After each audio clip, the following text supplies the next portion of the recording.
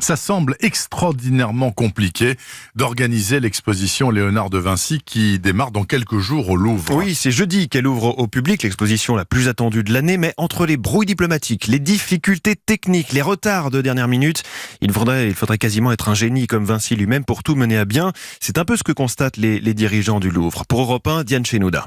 Léonard rend fou. On n'a jamais vécu ça, confirme-t-on au Louvre. Les premières demandes de prêt ont été lancées il y a 4 ans et c'est très difficile de les obtenir car il y a très peu de Léonard dans le monde. Le Louvre est celui qui en a le plus. 5 tableaux sur les 15 à 18 peints par Léonard de Vinci. Et puis, les œuvres sont très fragiles. C'est ce qui s'est joué aussi pour le célèbre dessin L'homme de Vitruve qui finalement arrivera à temps pour l'ouverture de l'exposition.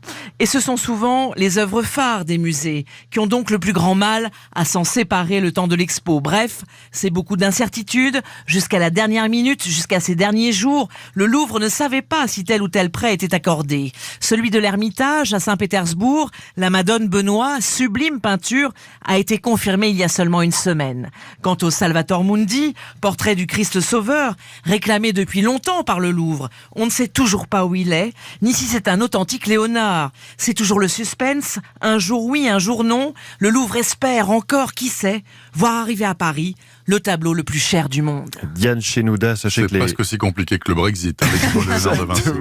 et que la SNCF. Sachez que les réservations sont obligatoires pour cette exposition. Il y a déjà plus de 180 000 billets vendus. L'exposition est du 24 octobre au 24 février prochain.